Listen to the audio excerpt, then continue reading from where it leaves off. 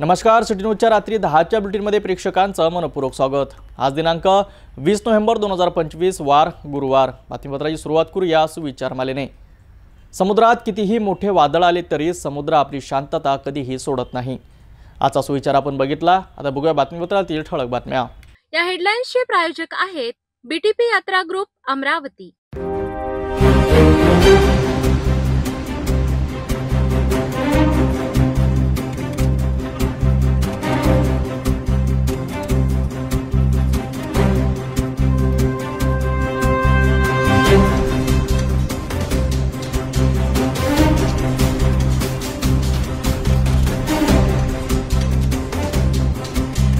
ठळक बातम्या बघितल्या। आता घेऊया एक छोटासा ब्रेक।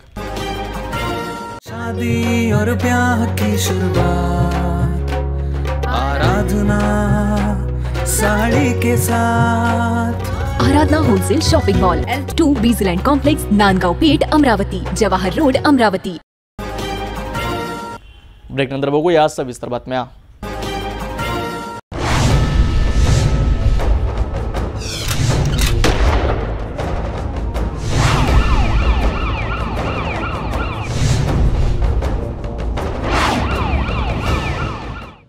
अमरावती शहरात पोलिसांच्या धडाकेबाज कारवाईने पुन्हा एकदा गुन्हेगारांचे कंबरडे मोडले। विलासनगरातील खुनाच्या प्रकरणातील मुख्य आरोपीसह 2 विधी संघर्षित बालकांना गुन्हे शाखेने अवघ्या 2 तासात ताब्यात घेतले आहे। जुन्या वादातून झालेल्या या खुनाने शहर हादरले होते। चला पाहूया संपूर्ण रिपोर्ट।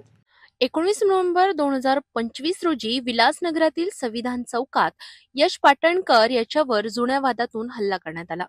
4 इसमांनी त्याच्या छातीवर आणि पाठीवर चाकूने वार केले।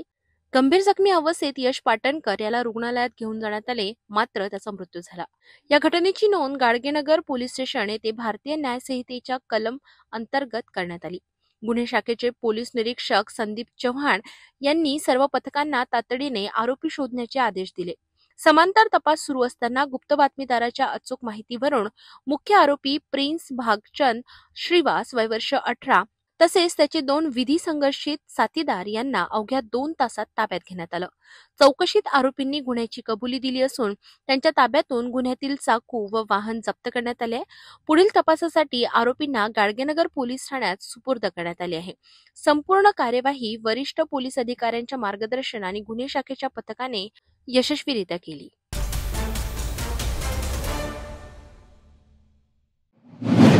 अमरावती मनपा अग्निशमन विभागातील एका कर्मचाऱ्याने वरिष्ठ अधिकाऱ्यांच्या त्रासाला कंटाळून आत्महत्येचा प्रयत्न केल्याची धक्कादायक घटना समोर आली आहे। बडनेरा झोनमध्ये कार्यरत असलेल्या फायर ब्रिगेड कर्मचाऱ्यांनी कीटकनाशक औषध प्राशन करून जीवन संपविण्याचा प्रयत्न केला। सध्या त्याच्यावर जिल्हा सामान्य रुग्णालयात उपचार सुरू असून त्याची प्रकृती गंभीर आहे। घटनेनंतर विभागीय कार्यालयात खळबळ उडाली असून वरिष्ठ अधिकाऱ्यांकडून या प्रकरणाची चौकशी सुरू करण्यात आली आहे। अमरावती महानगरपालिकेच्या अग्निशमन विभागात कार्यरत असलेले राजेश वासुदेव मोहन बडनेरा झोनमध्ये काम करतात। 20 नोव्हेंबर रोजी सकाळी 10:30 वाजताच्या सुमारास त्यांनी अचानक कीटकनाशक औषध प्राशन केले। कर्मचारी राजेश मोहन यांनी बराच काळ वरिष्ठ अधिकाऱ्यांकडून मानसिक त्रास दिल्याचा आरोप केला आहे। हाच त्रास असह्य झाल्यामुळे त्यांनी हे टोकाचे पाऊल उचलल्याची माहिती कुटुंबियांनी दिली। घटनेनंतर सहकाऱ्यांनी तात्काळ त्यांना जिल्हा सामान्य रुग्णालयात दाखल केले।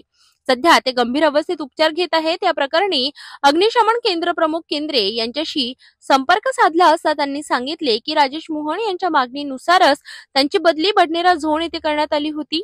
अशात त्यांनी आत्महत्येचा प्रयत्न का केला याबाबत माहिती घेत आहोत, अशी प्रतिक्रिया त्यांनी दिली। पोलिसांनी या प्रकरणाची नोंद घेतली असून पुढील तपास सुरू केला आहे। या घटनेमुळे मनपा अग्निशमन विभागात खळबळ उडाली आहे। राजेश भाऊ, कोण कोण होतं, कोण कोण होय? हाँ, लक्ष्मण पावले, राम शिंदे। राम शिंदे शिंदे काय होऊन राहिलं? काय करून राहिले ते? हा, मानसिक त्रास। अच्छा, कशामुळे?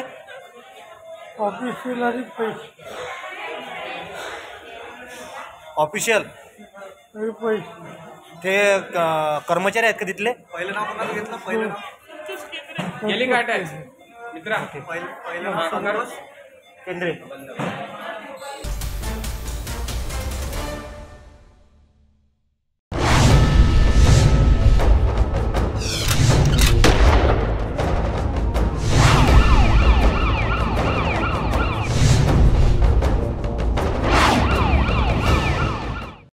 अमरावतीत पुन्हा एकदा घरगुती वादातून जीव घेण्याचा प्रयत्न झाल्याची धक्कादायक घटना समोर आली आहे।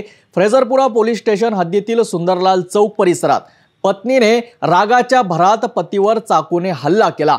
सध्या जखमी पतीची प्रकृती सामान्य रुग्णालयात उपचाराखाली आहे। अमरावतीतील फ्रेझरपुरा पोलीस स्टेशन हद्दीतील सुंदरलाल चौक परिसरात पतीला जीवे मारण्याचा प्रयत्न झाल्याची गंभीर घटना उघडकीस आली आहे। मिळालेल्या माहितीनुसार गेल्या अनेक दिवसांपासून पती पत्नीमध्ये सतत वाद सुरू होते। या सततच्या वादामुळे आरोपी महिला माहेरी जाऊन राहत होती। मात्र जखमी पती शेख जुनेद मोहम्मद शबीर राहणार अन्सारनगर हा अनेकदा तिच्या माहेरी जाऊन भांडण काढत होता। बुधवार 19 नोव्हेंबरच्या सायंकाळी देखील दोघांमध्ये मोठा वाद झाला। या सततच्या तणावाच्या पार्श्वभूमीवर रागाच्या भरात पत्नीने चाकू उचलून पतीच्या गळ्यावर वार केला। या हल्ल्यात जुनेदच्या गळ्यावर खोल जखम झाली असून त्याला तातडीने जिल्हा सामान्य रुग्णालयात दाखल करण्यात आले। सुदैवाने त्याचे प्राण वाचले। दरम्यान या घटनेत आरोपी पत्नी विरुद्ध जीवे मारण्याचा प्रयत्न केल्याप्रकरणी BNS 109 अंतर्गत गुन्हा दाखल करण्यात आलाय। पुढील तपास फ्रेझरपुरा पोलीस करीत आहेत। दिनांक 19 म्हणजे काल रात्री 9:30 वाजता दरम्यान माहिती मिळाली की पती पत्नीत वाद झालेला आहे। अशा वादावरून आम्ही तात्काळ पोलीस आमची बीट मार्शल स्वतः आम्ही पण ACP साहेब DCP साहेब स्वतः तिथे तात्काळ पोहोचले। घटनास्थळ जवळ असल्या पोलीस स्टेशनच्या जवळ असल्या कारणाने लवकर पोहोचलो। तिथं पती पत्नीत वाद झाला आणि त्यामध्ये पत्नीने पतीला चाकूने मारलेला आहे, गळ्याला लागलेला आहे। पतीला दवाखान्यात भरती केलेलं आहे। सध्या त्यांच्यावर उपचार सुरू आहे आणि ज्या महिलेने मारलेलं आहे तिला ताब्यात घेऊन कारवाई करत आहे।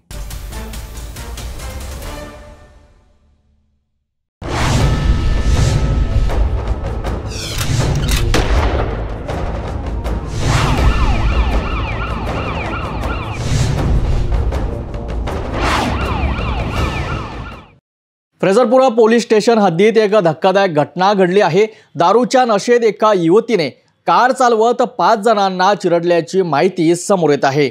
संतप्त नागरिकांनी चक्क कार फोडली असून पोलिसांनी त्या युवतीला ताब्यात घेतला आहे। फ्रेझरपुरा पोलीस स्टेशन हद्दीत 19 नोव्हेंबरच्या रात्री 10:30 वाजताच्या सुमारास मोतीनगर ते यशोदानगर परिसरात ही घटना घडली। MH34K5289 क्रमांकाची कार चालवत असलेली एक युवती अचानक नियंत्रण हरविल्याने रस्त्यावर चाललेल्या 5 नागरिकांना तिने चिरडले। यामध्ये एक केळी विक्रेत्यासह इतर व्यक्तींनाही दुखापत झाली असून एका व्यक्तीची प्रकृती चिंताजनक असल्याची माहिती आहे। दारूच्या नशेत या युवतीने कार चालवली असल्याचा संशय व्यक्त केला जात आहे। घटनेनंतर परिसरातील नागरिक संतप्त झाले आणि त्यांनी चक्क कार फोडली। संपूर्ण परिसरात तणावाचे वातावरण निर्माण झाले। घटनेनंतर पोलिसांनी तात्काळ या युवतीला ताब्यात घेतले असून तिच्याकडून चौकशी सुरू आहे। जखमींना तात्काळ रुग्णालयात उपचारासाठी दाखल करण्यात आले। दारू पिऊन वाहन चालवणे इतकी बेफिकीरपणा किती धोकादायक ठरू शकतो हे या घटनेतून समोर आले आहे। समाजात महिलांविषयी अनेक गोष्टी बोलल्या जातात, पण अशा घटना नेमका कोणता संदेश देतात हा प्रश्न उपस्थित होत आहे। अंबाळनगरी कोणत्या दिशेने चालली आहे असा गंभीर सवाल नागरिक आणि सामाजिक संघटनांकडून केला जात आहे। 10:30 वाजताच्या दरम्यान पोलीस स्टेशनला हजर असताना माहिती मिळाली की मोतीनगर चौकात एका 4 व्हीलरने फळ विक्रेत्या आणि तेथील वाहनांना धडक मारलेली आहे। अशा माहितीवर आम्ही पोलीस तात्काळ तिथं रवाना झाले। तिथं बघितलं असता या वाहन चालकाने तेथील फळ विक्रेते व वाहनांना धडक मारली। खूप भरधाव वेगाने येत होते आणि तेथील जो चालक आहे ती महिला आहे, तिला आम्ही ताब्यात घेतलं आणि पोलीस स्टेशनला आणलेलं आहे। आता कारवाई सुरू आहे। मेडिकल दरम्यान काय आढळलं काय? आता त्यांचं मेडिकल केलेलं आहे, ब्लड सॅम्पल घेतलेलं आहे आणि पुढील कारवाई करत आहे। ही माहिती समोर येत आहे की काही नशा केलेलं काही त्यांनी संताप व्यक्त केला, काही खरं आहे? नाही, तिथं आम्ही पोहोचल्यानंतर असं काही दिसलं नाही। तिथं लोक जमा झाले होते आणि पोलीस स्टेशनला त्यांना घेऊन आलो, दोन्ही पार्टींना घेऊन आलो आणि तिथं जे आरोपीची गाडी आहे MH34K5289 हिलासुद्धा आम्ही पोलीस स्टेशनला आणलेलं आहे। वाहन परवाना काही असल्याची काही माहिती आली का? वाहन पण आता सध्या सुरू आहे। गुन्हा दाखल करण्यानंतर आपण तपास करत आहोत। ओके।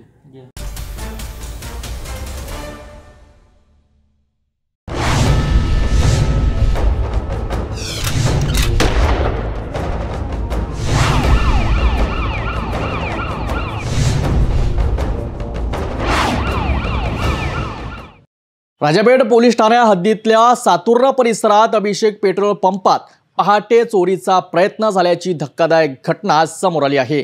काचा फोडून पेट्रोल पंपात घुसण्याचा प्रयत्न झाला, मात्र रोकड हाती न लागल्याने चोराचा डाव अखेर फसला।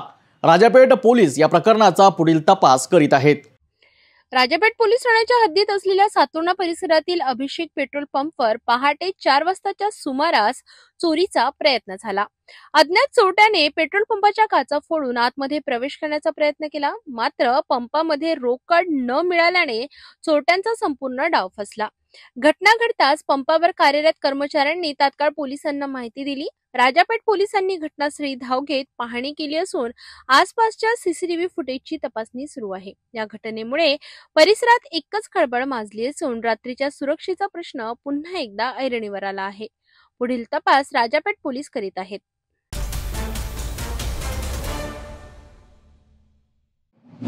शहरातल्या शिवशंकर नगर परिसरात आज एक पहाटे हादरून टाकणारी घटना घडली। एका निरपराध काळविटाला कुत्र्यांनी जखमी केल्यामुळे त्याचा मृत्यू झाल्याची धक्कादायक माहिती समोर आली आहे। स्थानिक नागरिकांनी दाखवलेल्या तत्परतेमुळे वनविभागापर्यंत वेळेत माहिती पोहोचली, पण दुर्दैवाने काळवीट वाचू शकले नाही। चला पाहूया संपूर्ण घटना। घटना आहे शिवशंकर नगर परिसरातील। रात्री सुमारे 3:15च्या सुमारास मेश्राम यांनी त्यांच्या घराजवळील शिव मंदिर परिसरात एका काळविटाला कुत्र्यांनी गंभीर जखमी केलेल्या अवस्थेत पाहिले। 3:45 वाजता देवेंद्र मेश्राम यांनी तात्काळ मोबाईलद्वारे संबंधितांना माहिती दिली। माहिती मिळताच तातडीने वन विभागाला कळविण्यात आले। सकाळी 4 वाजता घटनास्थळी पोहोचण्यात आले, मात्र तोपर्यंत काळविटाचा मृत्यू झाला होता। ही घटना पाहून सर्वांनी दुःख व्यक्त केलं। वनपाल वाहनेताई यांनी तातडीने घटनास्थळी दाखल होऊन पुढील पंचनामा करून कार्यवाही सुरू करण्यात आली। वन विभागाचे कर्मचारी मृत काळविटाला घेऊन पुढील प्रक्रिया सुरू करून गेले। या संपूर्ण घटनेत स्थानिक रहिवाशांचे सहकार्य महत्त्वाचे ठरले।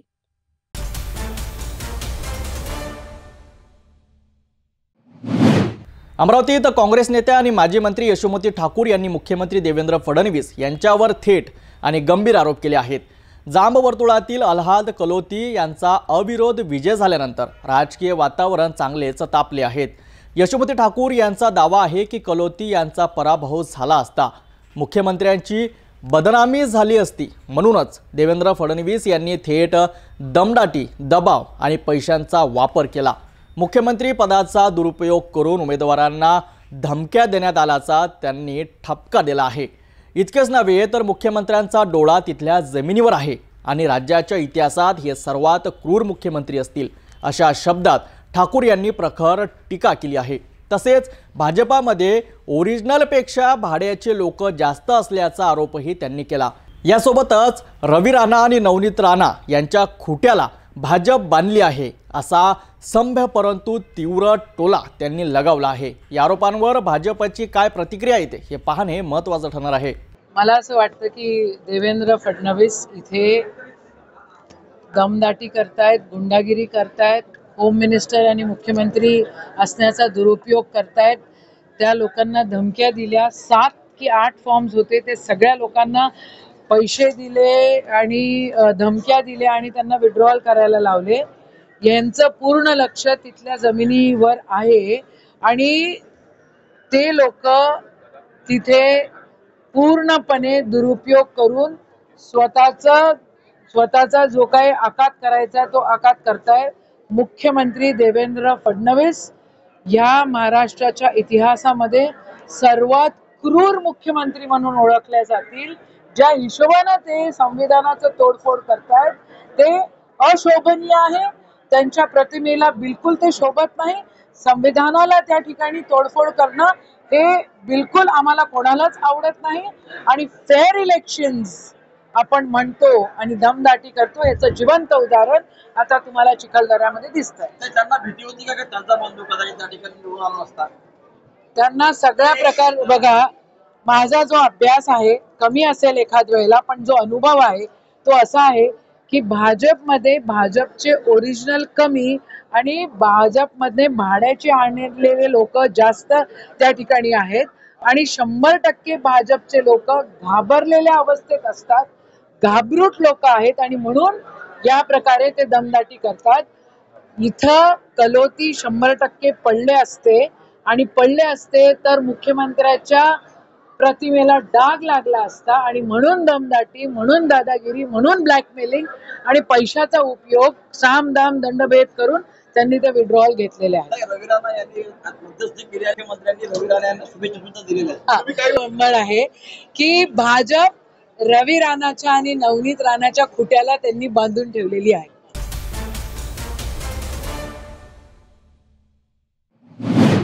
नाशिक जिल्ह्यातील मालेगाव तालुक्यात 3 वर्षीय प्रज्ञा या चिमुकलीवर झालेल्या अमानुष अत्याचाराचे प्रतिध्वनी आता राज्यभर उमटत आहे. समाज मनाला हादरवून टाकणाऱ्या या घटनेविरोधात सर्वत्र संताप व्यक्त केला जात आहे. या निषेधाचीच एक झलक अमरावतीत पाहायला मिळाली. युवा स्वाभिमान पक्षाच्या वतीने राजकमल चौक येथे मेणबत्त्या पेटवून कुमारी प्रज्ञाला श्रद्धांजली अर्पण करण्यात आली. अत्याचाराच्या भीषण घटनेविरोधात शांत पण प्रभावी आंदोलन करत नागरिकांनी समाजाची वेदना व्यक्त केली. युवा स्वाभिमान पक्षाने या प्रसंगी प्रशासनाकडे ठाम मागणी केली की अमानुष कृत्याला जबाबदार असलेल्या आरोपीला कठोरात कठोर शिक्षा देण्यात यावी आणि अशा घृणास्पद कृत्याची पुनरावृत्ती थांबविण्यासाठी कायदा अधिक कडक करण्यात यावा. या श्रद्धांजली कार्यक्रमाला युवा स्वाभिमानचे मार्गदर्शक सुनील राणा तसेच पक्षाचे पदाधिकारी आणि कार्यकर्ते मोठ्या संख्येने उपस्थित होते. मेणबत्त्यांचा प्रकाश, प्रज्ञासाठी न्याय आणि समाजासाठी सुरक्षितता या 2 भावना तीव्रतेने व्यक्त झाल्या. अमरावतीतील हे आंदोलन राज्य सरकार आणि यंत्रणेला दिलेला एक स्पष्ट संदेश आहे. अल्पवयीन मुलींवरील अत्याचार सहन केले जाणार नाही आणि आरोपींना कोणतीही दया दाखवू नये. छोट्याशा लहान बाळाला ज्या नराधमानं त्या ठिकाणी कृत्य केलं आणि अशा नालायक मुलाला त्या ठिकाणी काय म्हणावं शब्दामध्ये त्या ठिकाणी आम्ही प्रज्ञाला तर भावपूर्ण श्रद्धांजली अर्पण करतोच, परंतु शासनाकडे आमची या ठिकाणी मागणी आहे की ज्या नराधमानं हे कृत्य केलं त्याला भर चौकात गोळ्या घालून फाशीची शिक्षा मिळाली पाहिजे. ही आजच्या श्रद्धांजली निमित्त आम्ही सर्वजण या ठिकाणी आवर्जून सर्व मागणी करतो. मालेगावमधील डोंगराळे या गावातील छोटीशी यज्ञा ही सर्वांचीच मुलगी होती आणि अशा नराधमाला, राक्षसी प्रवृत्तीच्या व्यक्तीला फक्त फाशी देऊन चालणार नाही, तर त्या मुलीला जेवढ्या वेदना झाल्या तेवढ्या वेदना या त्या अन्याय करणाऱ्या व्यक्तीला, राक्षसी प्रवृत्तीच्या व्यक्तीला तेवढ्या वेदना झाल्या पाहिजे. अशी कठोर शिक्षा त्याला झाली पाहिजे. आणि माझं म्हणणं आहे की अशा घटना नेहमी वाढत आहे, तर अशा गुन्हेगाराला महिलांच्या ताब्यात द्यावं आणि रस्त्यावर त्याला जाळण्यात यावं, म्हणजे त्याच्या वेदना त्याला समजेल की त्या मुलीला किती वेदना झाल्या. एवढंच आमचं सर्वांच्या वतीने मागणं आहे. आज भारतीय जनता पार्टी और युवा स्वाभिमान पार्टी की तरफ से जो मालेगांव में कृत्य हुआ 4 साल की लड़की के साथ, उसके लिए यहाँ सभी लोग यहाँ पे इकट्ठा हुए हैं श्रद्धांजलि देने के लिए. और हम सरकार से ये निवेदन करते हैं कि जल्द से जल्द फास्ट ट्रैक कोर्ट में उसको फांसी की सज़ा दी जाए और ऐसा घोर जो अपमान जो हो रहा है उसका बंदी लगे और ज़्यादा से ज़्यादा लोग इसके ऊपर दखल देके इसके ऊपर सरकार के ऊपर इसके ऊपर कड़क निर्णय लेने के लिए बोलिए. तपोवन पासून फक्त 1.5 किलोमीटर अंतरावर राधानगरी लेआउट लेक व्ह्यू प्लॉट सह मोजकेच प्लॉट शिल्लक. त्वरित संपर्क करा 9930070667 किंवा 7620433325 या क्रमांकावर. तिवसा तालुक्यातील राजकारण आता पूर्णपणे उलटपालट होण्याच्या मार्गावर आहे. जिल्हा परिषद आणि पंचायत समिती निवडणुकांच्या पार्श्वभूमीवर काँग्रेस आणि भाजप या 2 मोठ्या पक्षांना सरळ आव्हान देण्यासाठी तिसरी आघाडी मैदानात उतरली आहे. 23 नोव्हेंबरची महत्त्वपूर्ण सर्वपक्षीय बैठक तिवसाचे राजकीय वातावरण चांगलेच तापवणार आहे. चला पाहूया सविस्तर रिपोर्ट. तिवसा तालुक्यातील आगामी जिल्हा परिषद आणि पंचायत समिती निवडणुकांसाठी राजकीय हालचालींना वेग आला आहे. गेल्या अनेक वर्षांपासून तालुक्यात सत्ता गाजविणाऱ्या काँग्रेसच्या विकासातील अपयशावर तसेच मागील वर्षभरातील भाजपच्या वादग्रस्त निर्णयांवर मतदार नाराज असल्याचे चित्र आहे. या असंतोषाला पर्याय म्हणून तिसरी आघाडी नावाचे मोठे राजकीय समीकरण आकार घेत आहे. यासाठी 23 नोव्हेंबर रोजी स्थानिक विश्रामगृहात सर्वपक्षीय महत्वपूर्ण बैठक आयोजित करण्यात आली असून निमंत्रक राष्ट्रवादी काँग्रेसचे भाई भूषण यावले यांनी ही माहिती दिली आहे. या आघाडीत विविध विचारसरणीचे प्रमुख पक्ष, गट आणि संघटना एकत्र येण्याची तयारी दाखवत आहेत. राष्ट्रवादी काँग्रेस, शरद पवार गट, शिवसेना उद्धव ठाकरे गट, प्रहार संघटना, राष्ट्रवादी अजित पवार गट, मार्क्सवादी कम्युनिस्ट, भारतीय कम्युनिस्ट पक्ष, वंचित बहुजन आघाडी, युवा स्वाभिमान पक्ष आणि शिवसेना एकनाथ शिंदे गटाचे अनेक नेते व पदाधिकारी उपस्थित राहणार आहेत. या बैठकीत तिसऱ्या आघाडीची रचना, संयुक्त कार्यक्रम पत्रिका, निवडणूक रणनीती आणि संभाव्य उमेदवारीवर निर्णय होण्याची शक्यता वर्तविली जात आहे. भाईभूषण यावले यांनी सांगितले की तिसरी आघाडी ही काँग्रेस व भाजप या दोन्ही पक्षांना कडवे आव्हान देणारी शक्ती ठरणार असून तालुक्याच्या विकासासाठी हा राजकीय पर्याय अत्यंत महत्वाचा ठरेल. 23 नोव्हेंबरची ही बैठक दिवसाच्या राजकीय इतिहासातील निर्णायक ठरण्याची शक्यता व्यक्त केली जात असून आगामी निवडणुकांमध्ये नवे समीकरण उभे राहण्याचे संकेत स्पष्ट दिसत आहेत.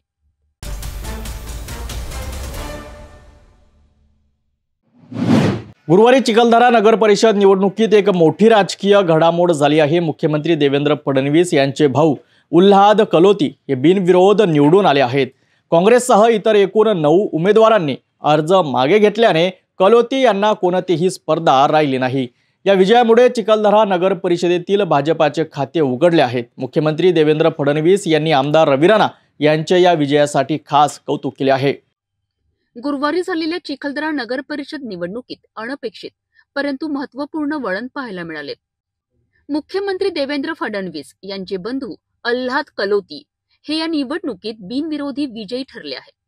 काँग्रेसच्या शेख इर्शाद शेख जमील, नथू खडके, नामदेव खडके यांच्यासह इतर एकूण 9 उमेदवारांनी आपले उमेदवारी अर्ज मागे घेतलेत. यानंतर स्पर्धेत फक्त एकाच उमेदवाराचा म्हणजेच अल्हाद कलोती यांचा अर्ज शिल्लक राहिला. अशा प्रकारे चिखलदरा नगर परिषदेतील भाजपाचे खाते प्रथमच उघडले आहे. या संपूर्ण प्रक्रियेत आमदार रवी राणा यांच्या प्रयत्नांची महत्वपूर्ण भूमिका राहिल्याचे बोलले जात आहे. या विजयानंतर मुख्यमंत्री देवेंद्र फडणवीस यांनी फोनवरून आमदार रवी राणा यांचे विशेष अभिनंदन केलेत.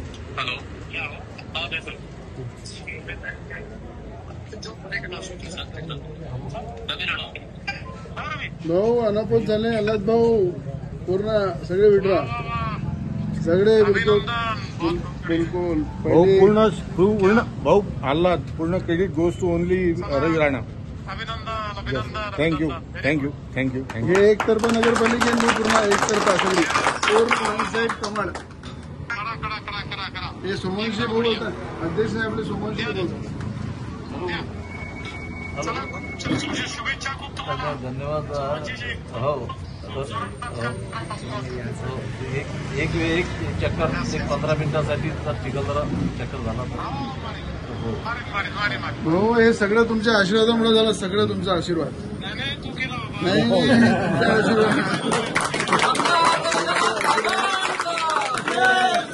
आशीर्वाद. थँक्यू. आणि असेच काम करत रहा अशा शब्दात शुभेच्छा दिल्यात. यानंतर आमदार रवी राणा यांनी पुष्पगुच्छ देऊन अल्हाद कलोती यांचे अभिनंदन केलेत. भाजपच्या कार्यकर्त्यांमध्ये मोठा उत्साह आणि आनंदाचे वातावरण पाहायला मिळालेत. अमरावती जिल्ह्यामधील सुप्रसिद्ध आणि हिल स्टेशन जे अमरावतीचं विदर्भाचं नंदनवंदन जे आहे चिखलदरा या ठिकाणची नगरपालिका, या नगरपालिकेच्या निवडणुकीमध्ये राज्याचे मुख्यमंत्री आदरणीय देवेंद्र फडणवीस साहेब यांचं ज्या चिखलदरामध्ये लहानपण गेलं, ज्यांचा मुख्यमंत्र्यांचं अटॅचमेंट या चिखलदराच्या हिल स्टेशनशी नेहमी राहिलं, त्या ठिकाणी त्यांचे बंधू अल्हादजी कलोती हे या ठिकाणी उभे होते. या ठिकाणी जेवढे या ठिकाणी 9-10 कॅन्डिडेटनी फॉर्म भरले होते त्या सगळ्यांनी मुख्यमंत्र्यांच्या नेतृत्वावर विश्वास ठेवून मुख्यमंत्र्यांच्या विकासाचा जो आराखडा आहे, ज्या विकासाच्या माध्यमातून चिखलदराला चांगलं विकसित करायचं आहे, अशा सगळ्या विकासाच्या योजनेला समोर पाहून आज या ठिकाणी सगळ्यांनी या ठिकाणी विड्रॉ केलेला आहे। त्यामध्ये आपला शेख इर्शाद जो काँग्रेसचा उमेदवार होता त्यांनी सुद्धा या ठिकाणी चिखलदऱ्याच्या डेव्हलपमेंटसाठी शेख इर्शाद काँग्रेसचा उमेदवार यांनी सुद्धा माघार घेतलेली आहे। गवळी समाजाचे अनेक उमेदवार होते त्यांनी सुद्धा माघार घेतलेली आहे आणि अनअपोज या ठिकाणी आल्हादजी कलोती मुख्यमंत्र्यांचे बंधू या ठिकाणी निवडून आलेले आहे। या नगरपालिकेच्या नेतृत्वामध्ये राजूभाऊ सोमवंशी जे नगराध्यक्षाचे आमचे कॅन्डिडेट आहे त्यांच्या सुद्धा नेतृत्वावर सगळ्यांनी विश्वास ठेवला। या ठिकाणी विश्वास ठेवून ही जी भूमिका आज या ठिकाणी घेतलेली आहे ही फक्त चिखलदऱ्याच्या विकासासाठी घेतलेली आहे। ज्यांनी विड्रॉ केला त्यांचं सगळ्यांचं मनापासून मी धन्यवाद मानतो आणि विकासासाठी पुढच्या लोकांनी सुद्धा पुढे येऊन अशा प्रकारचा विड्रॉ करून एकत्र बसलं पाहिजे आणि चिखलदऱ्याचा विकास केला पाहिजे हे सगळ्यांना मी आवाहन करतो।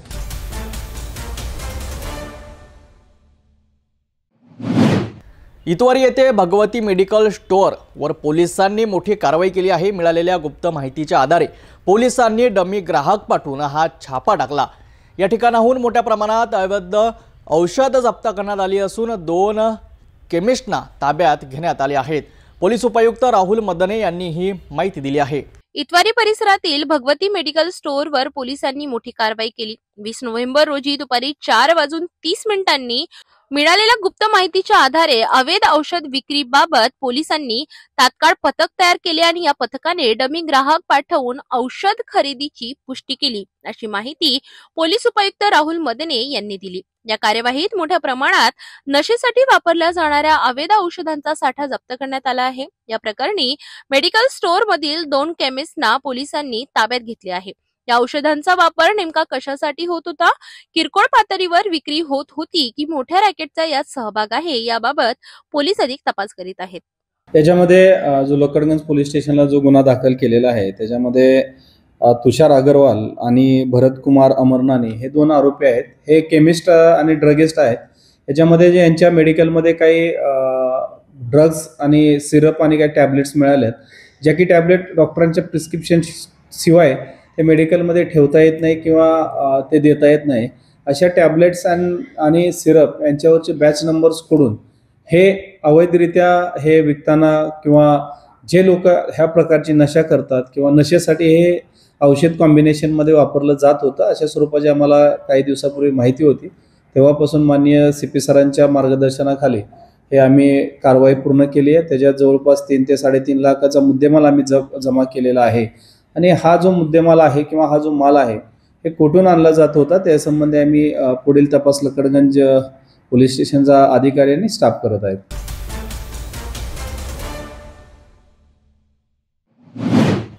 अजनीतील निर्माणाधीन साईटवर जळालेल्या अवस्थेत एका मजुराचा मृतदेह आढळल्याने परिसरात खळबळ उडाली आहे। वरिष्ठ पोलीस निरीक्षक नितीन चंद्र राजकुमार यांनी दिलेल्या माहितीनुसार पोलिसांनी मृतदेह ताब्यात घेऊन पुढील तपास सुरू केला आहे। अजनी पोलीस ठाण्याच्या हद्दीत असलेल्या एका निर्माणाधीन इमारत प्रकल्पावर मोठी घटना उघडकीस आली। 20 नोव्हेंबर रोजी साईटवर काम करणाऱ्या कर्मचाऱ्याचा जळालेल्या अवस्थेत एक मृतदेह दिसून आला। याबाबतची माहिती मिळताच वरिष्ठ पोलीस निरीक्षक नितीन चंद्र राजकुमार यांच्यासह अजनी पोलीस पथक तात्काळ घटनास्थळी दाखल झाले। पोलिसांनी पंचनामा करून मृतदेह ताब्यात घेतला आणि पुढील तपासासाठी शवविच्छेदनासाठी पाठविला। शवविच्छेदनाचा अहवाल आल्यानंतर मृत्यूचे कारण नेमके काय हे स्पष्ट होईल। यामध्ये अपघात की आत्महत्या की या संशयास्पद कारण आहे याबाबत अधिक स्पष्टता येईल। सध्या पोलिसांनी आसपासच्या कर्मचाऱ्यांची चौकशी सुरू केली असून साईटवरील सुरक्षा रेकॉर्ड्स आणि सीसीटीव्ही फुटेज तपासण्याचे कामही सुरू केले आहे। आम्ही पोलीस स्टेशन येथे हजर असताना श्री चहांदे यांनी central plot number 47 central railway colony Jaywant नगरचे बाजूला येथील बांधकाम करायसाठी ठेक्या पद्धतीने घेतलेले आहे। तर त्यांना तिथे असणारा हलीम म्हणून एक मिस्त्री त्याचा फोन आला सकाळी की त्यांच्याकडे काम करणारा एक मजूर धनसिंग उईके वय अंदाजे 30 वर्ष हा जळलेल्या अवस्थेत मरून त्याच्या रूममध्ये पडलेला आहे। तर त्यावरून त्यांनी अशी माहिती आम्हाला दिल्याबरोबर आम्ही डे ऑफिसर मनीषा झांजुर्णे व DB स्टाफ पोलीस उपनिरीक्षक सिद्धांत मस्के व इतर अंमलदार हे घटनास्थळी रवाना झालो. घटनास्थळी फॉरेन्सिक टीमला पाचारण केले, तसेच माननीय वरिष्ठांना माहिती दिली. माननीय वरिष्ठांनी तिथे त्या ठिकाणी भेटसुद्धा दिलेली आहे. तर हा जो मृतक आहे अमरसिंग उईके हा मागील काही दिवसापासून ठेकेदार श्री चहांदेकडे काम करत होता आणि आम्ही घटनास्थळी बघितलं की त्याची बॉडी पूर्णपणे जळलेल्या अवस्थेत दिसत होती. तर सध्या आता त्याची बॉडी पोस्टमॉर्टमकरिता मेडिकल इथे मर्च्युरी इथे पाठवण्यात आलेली आहे. पोस्टमॉर्टम होताच त्याचं कारण मृत्यूचं कारण समोर येईल आणि त्या हिशोबाने सध्या मर्ग दाखल केलेला आहे. ॲक्सिडेंटल डेथ ED दाखल केलेली आहे. मृत्यूचं कारण निश्चित होताच पुढील कारवाई करून तपास करण्यात येईल.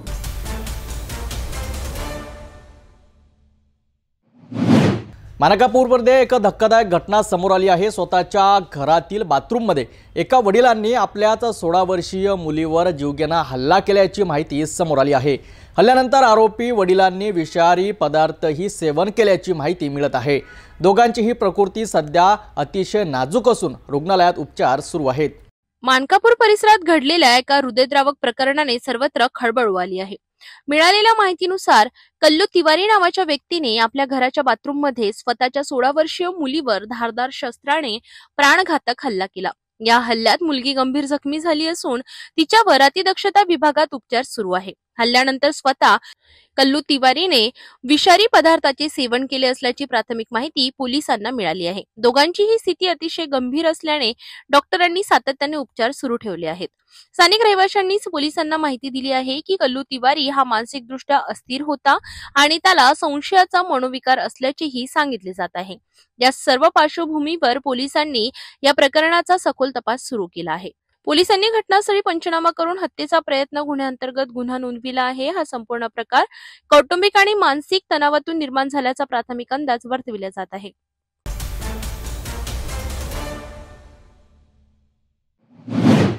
नागपूरच्या सीताबर्डी परिसरात म्हाडाचे प्लॉट देण्याच्या नावाखाली तब्बल 9,39 लाखाची मोठी फसवणूक उघडकीस आली आहे. माय प्रॉपर्टीज या कंपनीचा संचालक भूपेंद्र चंद्रिकापुरे याने 44 जणांना प्लॉट मिळवून देण्याचे आश्वासन त्यांच्याकडून पैसे घेतले, मात्र कोणालाही प्लॉट दिला नाही. म्हाडाच्या चौकशीत हा प्रकार समोर येतोय. सीताबर्डी पोलीस ठाण्यात गुन्हा दाखल करण्यात आला आहे. अधिक माहिती वरिष्ठ पोलीस निरीक्षक विठ्ठल सिंग राजपूत यांनी दिली आहे.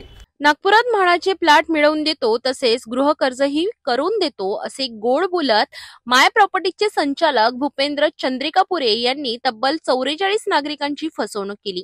प्राप्त माहितीनुसार 19 ऑक्टोबर 2022 ते 9 जुलै 2025 या 3 वर्षांच्या कालावधीत चंद्रिकापुरेने ग्राहकांकडून 9,39 लाख रुपये घेतले, मात्र त्यांना पैसे घेण्याचे कोणतेही कायदेशीर अधिकारच नव्हते. त्याने एकाही व्यक्तीला फ्लॅट मिळवून दिला नाही. हा प्रकार समोर आल्यानंतर पीडितांनी थेट म्हाडाकडे तक्रार केली. त्यानंतर उपमुख्य अधिकारी दक्षता विनायकराव गोडे यांनी चौकशी केली. चौकशी अहवालात चंद्रिकापुरेने फसवणूक केल्याचे स्पष्ट झाले. त्यानंतर त्यांच्या तक्रारीवरून सीताबर्डी पोलीस ठाण्यात गुन्हा दाखल करण्यात आला.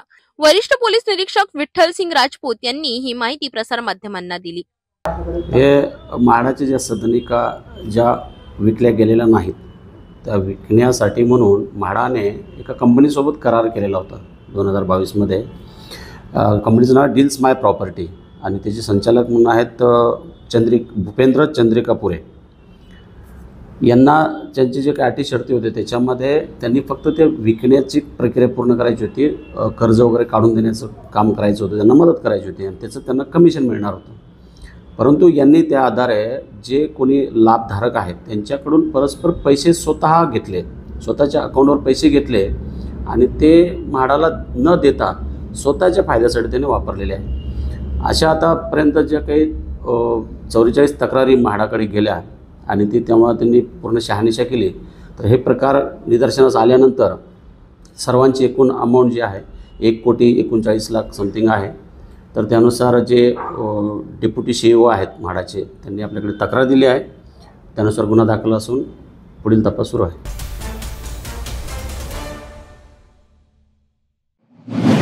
स्वस्त दरात वाहन देण्याचे आमिष दाखवून 90 ते 100 नागरिकांची करोडो रुपयाची फसवणूक करणाऱ्या एका आरोपीला अखेर अटक करण्यात आली आहे. पोलीस उपायुक्त राहुल मदने यांनी दुपारी 4 वाजताच्या सुमारास ही माहिती दिली। आरोपीचे 2 साथीदार अद्यापही फरार असून त्याच्या शोधासाठी पोलिसांचे विशेष पथक तयार करण्यात आले आहेत। या गुन्ह्याबाबत पोलिसांना अनेकांनी तक्रारी दिल्या आहेत आणि पैसे परत मिळावेत अशी पीडितांची मागणी वाढली आहे।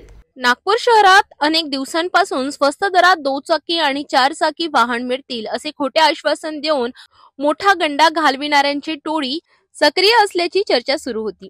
20 नोव्हेंबर दुपारी 4 वाजताच्या सुमारास या प्रकरणातील प्रमुख आरोपीला अटक करण्यात आले अशी माहिती पोलीस उपायुक्त राहुल मदने यांनी माध्यमांना दिली। या आरोपीने लोकांचा विश्वास संपादन करून डिस्काउंटमध्ये वाहन मिळतील असे सांगून प्रत्येकाकडून लाखो रुपये उकडले। 90 ते 100 लोकांकडून घेतलेल्या या रकमेची एकूण किंमत करोडोंमध्ये जाते। पोलिसांनी तात्काळ तपास सुरू करून मुख्य आरोपीला अटक केली आहे। मात्र टोळीतील इतर 2 साथीदार अद्याप फरार आहेत। या घटनेमुळे पीडित नागरिकांमध्ये तीव्र नाराजी आहे। अनेकांनी पोलिसांकडे तक्रारी नोंदविल्या आहेत। नागपूर पोलिसांनी नागरिकांना कोणत्याही अशा आमिषांना बळी न पडण्याचे आवाहन केले आहे। MH मोटर्स जो है त्यांनी या ठिकाणी काही लोकांना स्वस्तात गाड्या देतो, 25,000 डिस्काउंटमध्ये गाड्या देतो अशा आमिष दाखवून गाड्या विकलेल्या होत्या। काही लोकांकडून 50% 70% डाऊन पेमेंट केल्यानंतर संबंधित लोकांना ज्यावेळेस फायनान्सवाल्याच्या नोटीस आल्या रिकव्हरीच्या EMIच्या, त्यावेळेस त्यांना समजण्यात आलं की पूर्ण 100% फायनान्सवर या गाड्या आपल्याला देण्यात आलेल्या आहे, आपली या ठिकाणी फसवणूक झालेली आहे। असे जवळपास 90 ते 100 लोक या ठिकाणी आहेत। आपण त्याच्यामध्ये संबंधितांवर 3 गुन्हे दाखल केलेले आहेत। अजूनही पुढे गुन्हे दाखल होण्याची शक्यता आहे। ज्याप्रमाणे कंप्लेंट येतं त्याप्रमाणे आम्ही गुन्हे दाखल करतोय। त्याच्यामध्ये 1 आरोपीला आतापर्यंत अटक केलेली आहे, बाकी आरोपी सध्या फरार आहेत। याच्यामध्ये 3 आरोपी समोर नाव आलेले आहेत, त्यांची अटक लवकरच केली जाईल।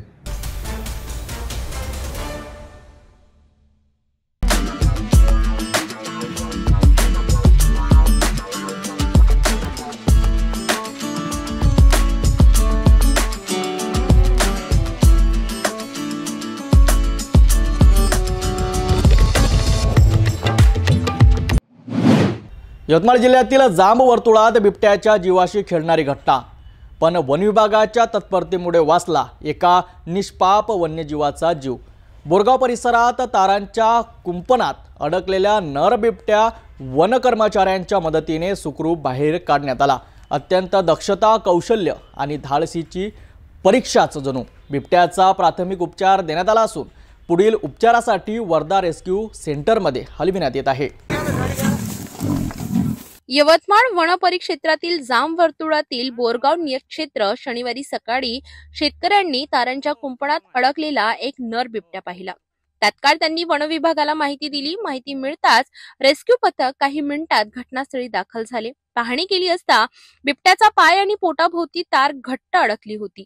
सुटण्याच्या प्रयत्नात त्याच्या पोटाला खोल जखमही झाली होती। परिस्थिती अत्यंत नाजूक होती, पण वन विभागाच्या तज्ञ पथकाने शांतता, नेमकेपणा आणि प्राणीस्नेह दाखवत डॉट न करता ऑपरेशन सुरू केले। कोणतीही अतिरिक्त इजा न होऊ देता तारेची कापणी करण्यात आली आणि बिबट्याला सुरक्षित सुटविण्यात आले। नंतर जागेवरच प्राथमिक उपचार देण्यात आले। बिबट्याची प्रकृती सुधारत असली तरी तपासणीसाठी त्याला वर्धा येथील रेस्क्यू सेंटरमध्ये हलविण्याचे ठरविण्यात आले आहे। पूर्णपणे बरे झाल्यानंतर या बिबट्याला पुन्हा त्याच्या नैसर्गिक जंगलात सोडले जाणार आहे। वन विभागाने नागरिकांना विनंती केली आहे की अशा घटनांची माहिती तात्काळ द्यावी आणि रेस्क्यू दरम्यान जमाव जमवणे किंवा व्हिडिओ काढणे टाळावे।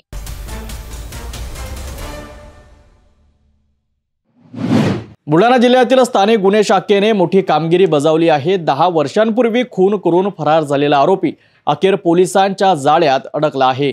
2 वेगवेगळ्या प्रकरणातील फरार आरोपींना पोलिसांनी अगदी काही तासात जेरबंद केले। चला पाहूया सविस्तर रिपोर्ट।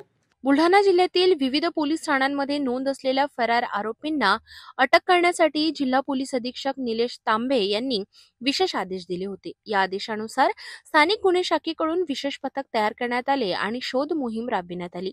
या मोहिमेदरम्यान 19 नोव्हेंबर 2025 रोजी पथकाला मिळालेल्या गोपनीय माहितीनुसार रायपूर पोलीस स्टेशनच्या हद्दीतील खून प्रकरणातील फरार आरोपी शेख इरफान उर्फ काल्या वय वर्ष 33 राहणार मिलिंद नगर बुलढाणा हा बुलढाणा शहरात असल्याचे समजले। तात्काळ पथकाने कारवाई करत आरोपीला जेरबंद केले। आरोपीवर कलम 302, 201 आणि 120 भारतीय दंडविधान अंतर्गत खटला दाखल करून त्याला पुढील कार्यवाहीसाठी रायपूर पोलीस स्टेशनच्या ताब्यात देण्यात आले। याच मोहिमेत 18 नोव्हेंबर रोजी दुसरी मोठी कारवाई करण्यात आली। पोलीस स्टेशन देऊळगाव राजा येथील कलम 309(6) आणि 310 BNSच्या प्रकरणातील फरार आरोपी अभय दिलीप डोंगरे वय वर्ष 24 राहणार कन्हैया नगर जालना या जालन्यातून अटक करून संबंधित पोलीस स्टेशनकडे सुपूर्द करण्यात आले। ही दोन्ही कारवाई जिल्हा पोलीस अधीक्षक निलेश तांबे, अप्पर पोलीस अधीक्षक अमोल गायकवाड आणि स्थानिक गुन्हे शाखेचे पोलीस निरीक्षक सुनील अंबुलकर यांच्या मार्गदर्शनाखाली करण्यात आली।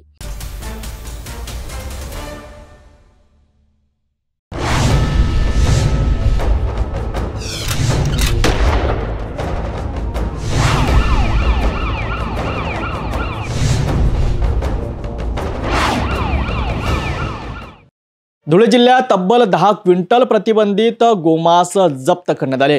गोरक्षक पथक आणि धुळे तालुका पोलिसांच्या संयुक्त कारवाईत ही मोठी खेप ताब्यात घेण्यात आली आहे। संशयास्पद वाहनांचा पाठलाग करून ही कारवाई करण्यात आली। टेम्पोमध्ये बनावट लोखंडी खोके तयार करून गोमांसाची वाहतूक केली जात होती।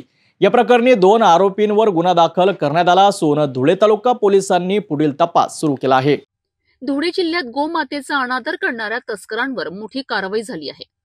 गौरक्षक विनोद पाटील यांना मिळालेल्या गोपनीय माहितीनुसार एक संशयित टेम्पो खरजाई नाका भागात दिसला। संशय वाढल्याने गौरक्षक पथकाने लगेच पाठलाग सुरू केला। पळून जाण्याच्या प्रयत्नात टेम्पो चालकाने एका वाहनाला धडक दिली, ज्यामुळे परिसरात क्षणात मोठी गर्दी झाली आणि तणाव निर्माण झाला। तत्काळ धुळे तालुका पोलिसांनी हस्तक्षेप करत टेम्पो ताब्यात घेतला। कसून तपासणी केली असता लोखंडी ब्रीफकेस खाली बनावटी खोकी आढळलीत, ज्यात तुकडे, पाय, डोकी यांच्यासह एकूण 10 क्विंटल प्रतिबंधित गोमांस सापडले।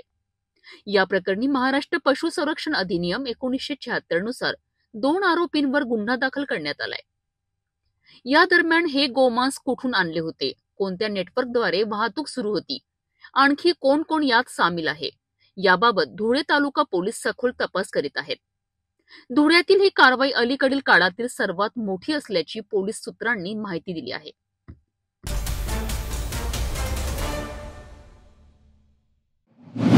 स्वामी रामानंद तीर्थ मराठवाडा विद्यापीठात राज्यस्तरीय क्रीडा महोत्सवाच्या तयारीने जोर पकडला असतानाच विद्यार्थ्यांच्या नाराजीचा भडका उडाला आहे।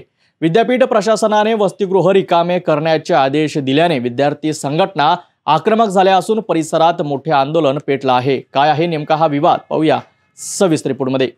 स्वामी रामानंद तीर्थ मराठवाडा विद्यापीठात राज्यस्तरीय क्रीडा महोत्सव आयोजित करण्यात येत आहे। क्रीडा महोत्सवाच्या नियोजनासाठी आणि आलेल्या पाहुण्यांच्या निवासासाठी विद्यापीठ प्रशासनाने विद्यार्थ्यांना वसतिगृह तात्पुरते खाली करण्याचे आदेश दिले। मात्र या आदेशाचा तीव्र परिणाम विद्यार्थ्यांवर झालाय। अनेक विद्यार्थी स्पर्धा परीक्षांची तयारी वसतिगृहातच करतात, तर काही विद्यार्थ्यांची आर्थिक परिस्थिती अत्यंत हलाखीची आहे। बाहेर पर्यायी निवास घेणे त्यांना शक्य नसल्याने विद्यार्थ्यांनी स्वतःसाठी पर्यायी राहण्याची व्यवस्था विद्यापीठाने करावी अशी मागणी केली आहे। परंतु विद्यापीठ प्रशासनाकडून मागणीला नकार मिळाल्यानंतर विद्यार्थी संघटना संतप्त झाल्या। आक्रमक विद्यार्थ्यांनी विद्यापीठात घोषणाबाजी करत जोरदार आंदोलन सुरू केले। विद्यापीठाने पर्यायी व्यवस्था केल्याशिवाय वसतिगृह सोडणार नाही असा ठाम पवित्रा विद्यार्थ्यांनी घेतलाय। ही परिस्थिती अधिकच चिघळू नये म्हणून विद्यापीठ प्रशासन आणि विद्यार्थी संघटनांमध्ये चर्चा सुरू होण्याची चिन्हे आहेत। मात्र विद्यार्थी आपल्या भूमिकेवर ठाम असल्यामुळे क्रीडा महोत्सवाच्या तयारीवरही प्रश्नचिन्ह निर्माण झाले आहे।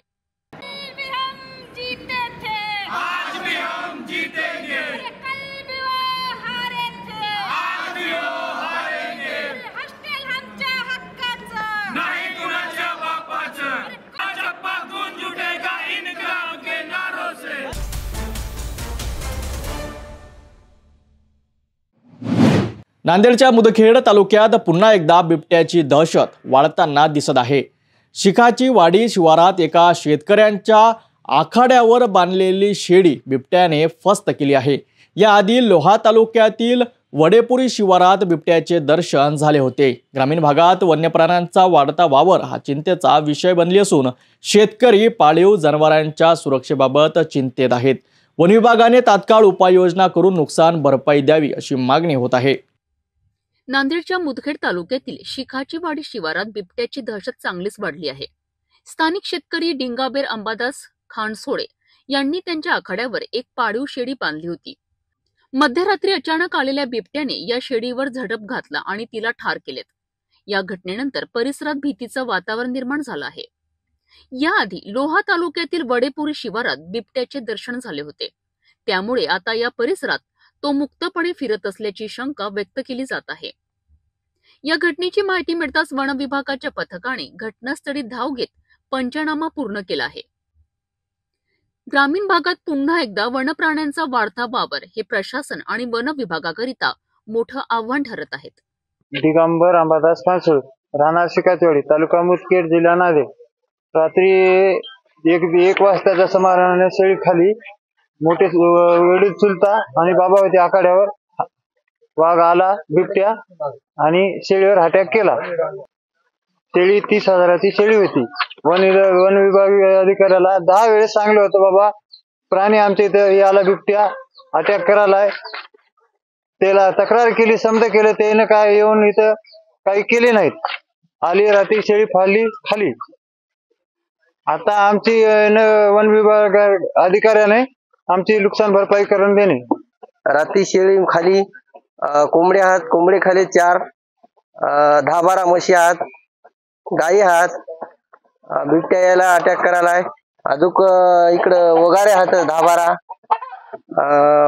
वासरा आहात बारकी 2-4, गिर गाय आहे। अजून खाली आहात बारकाले मोठाले। 30,000ची शेळी होती एक आमची। आता वन विभागाने काही भरपाई करून द्यावं आम्हाला, एवढीच आमची मागणी आहे। काय बिबट्या किती वाजता आला होता? 1:30 वाजता। येऊन काय केलं बिबट्याने? बिबट्याने येऊन शेळी मारली। शेळी मारली? एवढ्याची होती शेळी? 30,000। मी संजय अवतराव खानसोळे, गट नंबर 14 मध्ये अंबादास बापराव खानसोळे यांच्या गट नंबर मध्ये पाळीव प्राणी, म्हशी, शेळ्या, कोंबडे, इतर पक्षी आहेत। तरी सतत वन विभागाला सांगून सुद्धा आम्हाला वन विभागानं काही सहकार्य केलं नाही। आज एक आमची शेळी त्या बिबट्याने खाली आहे, तरी वन विभागाला अशी विनंती आहे, वारंवार असेच प्रकार घडू नये, या बिबट्याची काहीतरी सोय करावी ही नम्र विनंती। शेळी रात्री अंदाजे 2-2:30च्या दरम्यान खाली असताना आमचे 2 भाऊ सोबत होते, त्यांना हाणण्याचा प्रयत्न केला, मात्र त्याच्यावर तो बिबट्या धावून आला। धावून आल्याच्या नंतर काठी लाट्या सर्व उपयोग करून सुद्धा धावून आला। त्यानंतर जाळ केल्यानंतर तो बिबट्या अर्धवट शेळी खाऊन पळून गेला। आमच्या शेळीची किंमत साधारण 30,000 होती। तर आम्हाला असं वाटतं की काय पाळीव प्राणी, ढोरं, गुरं, म्हशी पाळाव का विकून टाकाव हा प्रश्न निर्माण झाला आहे। काय म्हणायचं, आता पाळीव प्राणी आम्ही आमचे म्हशी, ढोरं विकाव की काय बिबटेच पाळाव, त्याचे पिल्ले कोणी लेणे आले। मागं वन विभागीय अधिकाऱ्याला आम्ही पिल्ल्याचं सुद्धा त्या संदर्भात चांगलं होतं, त्या पिल्ल्याचा बंदोबस्त केला नाही, काहीच नाही। आपल्या बिबट्याच पळावा होता असं एक विनंती आहे शासनाला।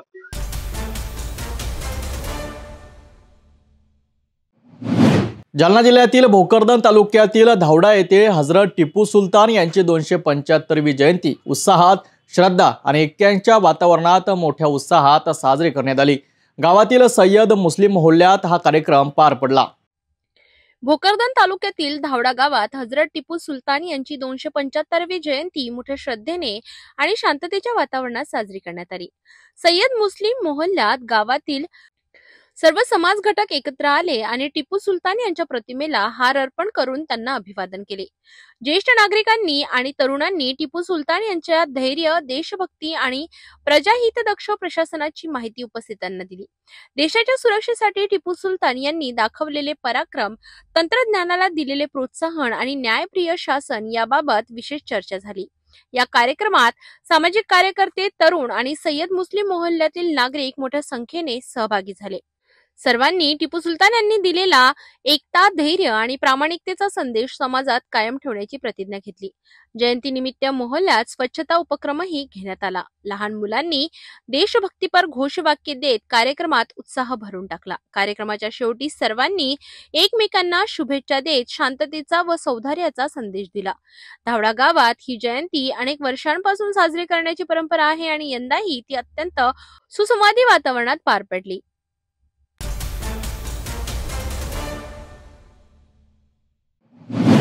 लातूर जिल्ह्यातील निलंगा तालुक्यात मोठा प्रशासकीय वाद उभा राहिला आहे.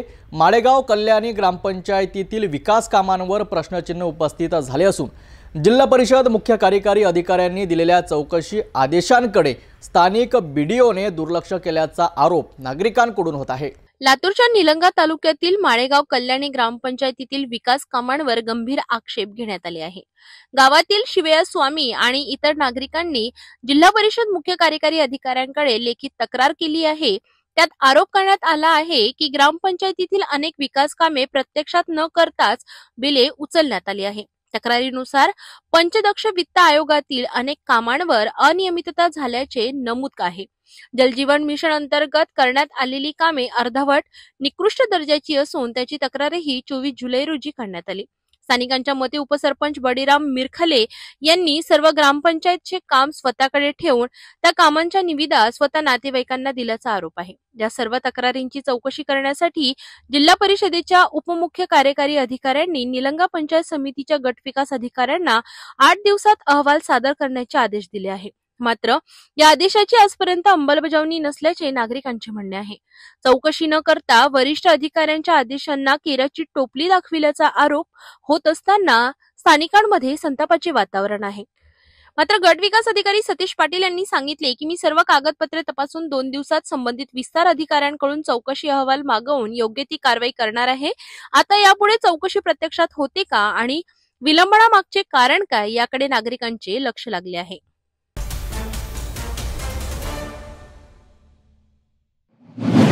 लातूर जिल्हा परिषद शिक्षण विभागातील मोठी खळबळ उडाली आहे. प्राथमिक शिक्षणाधिकारी नागनाथ शिंदे आणि भगवान फुलारी यांच्या निलंबनानंतर आता त्यांच्या लातूरातील कारभाराचीही चौकशी व्हावी अशी शिक्षक आणि पालकांकडून मागणी होत आहे. शिक्षण क्षेत्रात भ्रष्टाचाराच्या आरोपांनी पुन्हा एकदा प्रश्नचिन्ह उभं केलं आहे. लातूर जिल्हा परिषदेच्या प्राथमिक शिक्षण विभागात गेल्या काही दिवसांपासून प्रचंड हालचाल सुरू आहे. जवळपास 4 महिन्यांपूर्वी लातूरमध्ये रुजू झालेले प्राथमिक शिक्षणाधिकारी नागनाथ शिंदे आणि त्याआधी काही काळ प्रभारी म्हणून काम केलेले भगवान फुलारी या दोघांवर मोठमोठे आरोप होत आहेत. बीडमध्ये शिक्षणाधिकारी असताना शिंदे आणि फुलारी यांनी नको त्या भानगडी केल्या, करोडो रुपयांचा घोटाळा केला अशी चर्चा शिक्षकांमध्ये जोरात आहे. त्यातच गट शिक्षणाधिकारी लक्ष्मण बेडसकर आणि नागनाथ शिंदे यांच्यातील आक्षेपार्ह संभाषणाचा व्हिडिओ गेल्या महिनाभरापासून सोशल मीडियावर फिरत आहे. या सर्व प्रकारांमुळे संबंधित यंत्रणांची नजर या दोघांकडे वळली आणि अखेर 19 नोव्हेंबर रोजी दोघांवर निलंबनाची कारवाई करण्यात आली. परंतु आता शिक्षक, पालक आणि शिक्षण क्षेत्रातील अनेकांनी एक प्रश्न उपस्थित केलाय. लातूरमध्ये या दुकलीने काही महिन्यात काय कारभार केला, तिथेही गैरव्यवहार झाला का आणि त्यांची चौकशी कधी होणार? शिक्षक सांगतात की भ्रष्ट अधिकाऱ्यांना आता कोणतीही भीती उरलेली नाही. मागच्या दाराने कमावलेल्या पैशाने माज वाढतो आणि बदलीही मनासारखी करून घेतली जाते अशी रोखठोक टीका केली जात आहे. करोडो रुपये मागच्या दाराने कमावले असतील तर अशा अधिकाऱ्यांना नोकरीची काय गरज असा सवालही शिक्षक करताना दिसत आहे. आता या दोन्ही शिक्षणाधिकाऱ्यांच्या लातूरमधील कारभाराची स्वतंत्र चौकशी व्हावी अशी मागणी केशव गंभीरे आणि सुनील कुमार हाके यांनी केली आहे. सध्या या निलंबनामुळे लातूरच्या शिक्षण विभागात मोठी चर्चेची लाट उसळली आहे.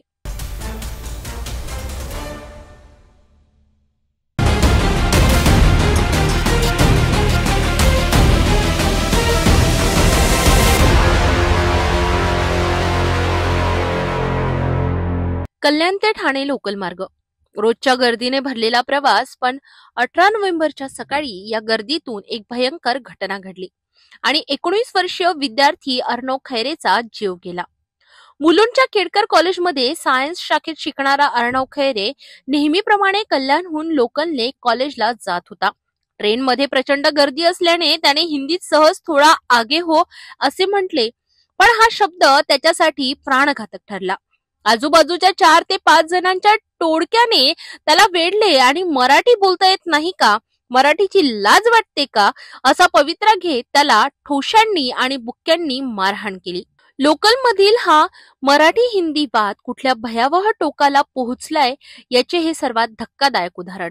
मारहाण झाल्याने हादरलेला अर्णव ठाणे स्टेशनवर उतरला. नंतर मागील लोकल पकडून मुलुंडला पोहोचला.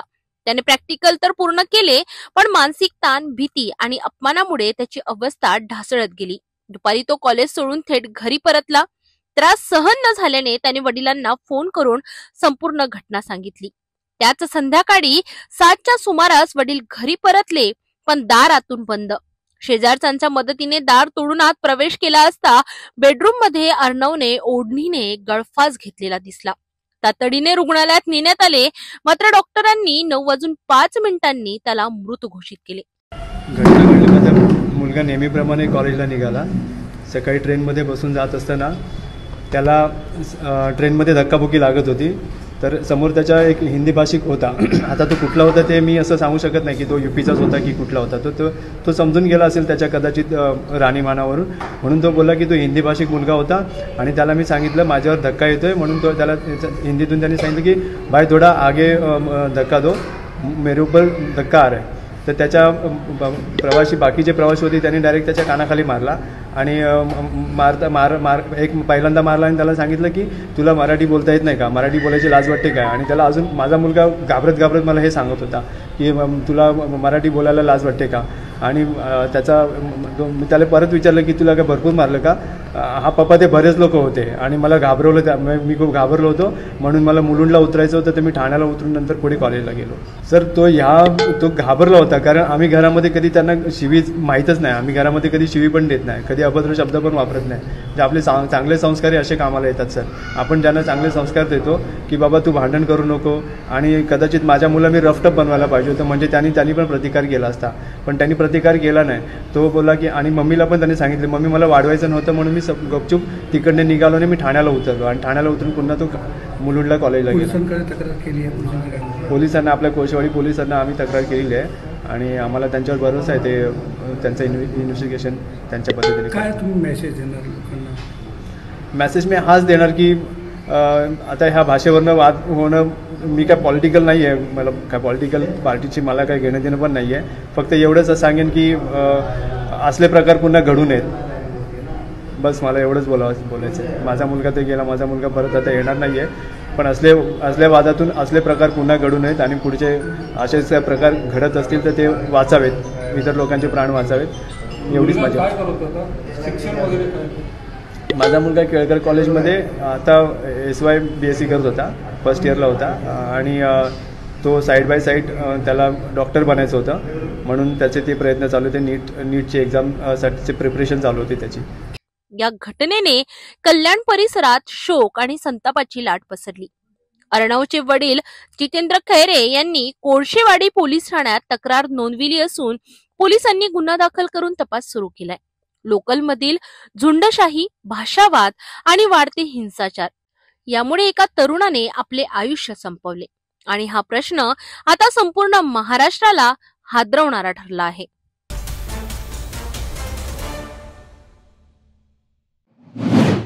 नमस्कार. आजची मोठी आंतरराष्ट्रीय बातमी. ऑस्ट्रेलियामध्ये 4 डिसेंबरपासून 16 वर्षांखालील मुलांचे इंस्टाग्राम, फेसबुक आणि थ्रेड्स अकाउंट्स बंद होणार.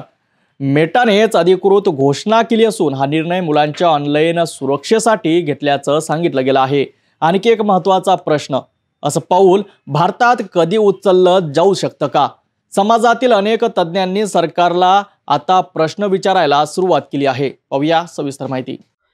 सोशल मीडिया कंपनी मेटाने गुरुवारी जाहीर केलं की ऑस्ट्रेलियामध्ये 4 डिसेंबर 2025 पासून 16 वर्षांखालील सर्व इंस्टाग्राम, फेसबुक आणि थ्रेड्स अकाउंट्स टप्प्याटप्प्याने बंद केली जाणार आहेत. हा निर्णय ऑस्ट्रेलियन सरकारच्या 10 डिसेंबर पासून लागू होणाऱ्या कडक कायद्याआधी घेतला जातोय. त्यामध्ये 16 वर्षाखालील मुलांना कोणतीही सोशल मीडिया प्लॅटफॉर्म वापरण्यास बंदी घालण्यात आली आहे. मेटाच्या निवेदनानुसार 13 ते 15 वर्षे वयोगटातील ऑस्ट्रेलियन मुलांना अकाउंट्स लवकरच बंद होणार अशी नोटिफिकेशन्स आजपासूनच पाठविली जात आहेत. 4 डिसेंबर पासून अंडर 16 चे नवीन अकाउंट तयार होणं पूर्णपणे ब्लॉक होणार आणि जुन्या अकाउंट्सचा ऍक्सेसही काढून घेतला जाणार आहे. सरकारच्या आकडेवारीनुसार देशात 3.5 लाख इंस्टाग्राम आणि 1.5 लाख फेसबुक अकाउंट्स 13 ते 15 वर्षांच्या मुलांची आहेत.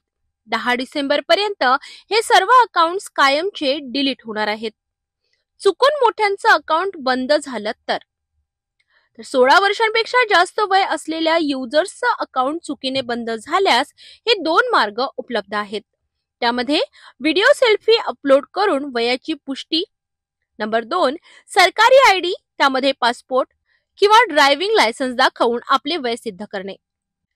आता सर्वात महत्त्वाचा प्रश्न, भारतामध्येही असा निर्णय शक्य आहे का? भारत हा जगातील सर्वात मोठा सोशल मीडिया बाजार. मुलांमध्ये मोबाईल आणि सोशल मीडियाचा वापर झपाट्याने वाढतो आहे. ऑनलाईन सुरक्षा, मानसिक आरोग्य, सायबर बुलिंग हे मुद्दे गंभीर बनत आहेत. सामाजिक चिंतन करणारे तज्ज्ञ आता सरकारलाच विचारत आहेत, ऑस्ट्रेलियासारखी पावले भारतात कधी? अल्पवयीन मुलांसाठी फायदे आणण्यात आपण मागे का आहोत? डिजिटल सुरक्षिततेला प्राधान्य की उद्योगांना स्वातंत्र्य? पुढच्या काही दिवसात ऑस्ट्रेलियातील हा कठोर निर्णय जगभर चर्चेत राहणार आहे. भारतामध्ये सरकार आणि समाज या दोघांनीही आता गंभीरतेने विचार करण्याची वेळ आली आहे. याच विषयावर पुढील अपडेटसाठी पाहत रहा सिटी न्यूज.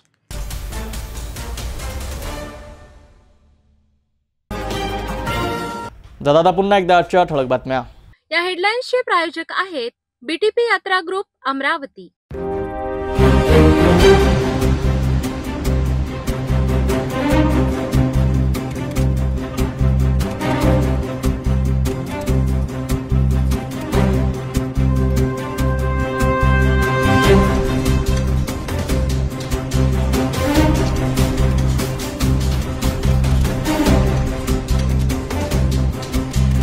आपण आता सिटी न्यूज चॅनल आपल्या टीव्हीवर सुद्धा बघू शकता. यामध्ये next channel number 117, Jio channel number 872, JTB channel number 73, Fastway channel number 256 वर बघू शकाल. आता अमरावती जिल्ह्यानंतर विदर्भ आणि महाराष्ट्राचे दर्शक घरबसल्या आपल्या केबल टीव्हीवर सिटी न्यूज बातमी पाहू शकाल. यात Chhatrapati Sambhajinagar next set box number 14, Yavatmal set box number 12, Washim set box number 26, Nanded set box number 17, Mahur set box number 07, Akola आरासी सेट बॉक्स नंबर 899 वर लवकरच आम्ही आपल्यापर्यंत पोहोचणार आहोत.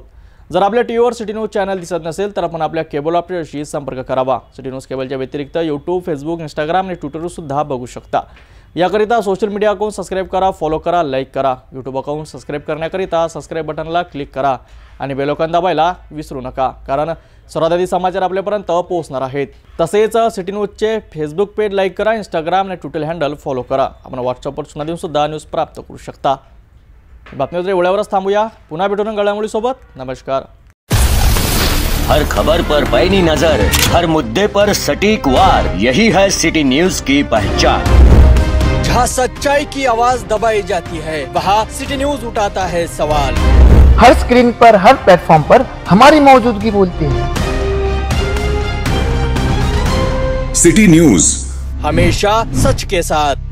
अस्वीकरण.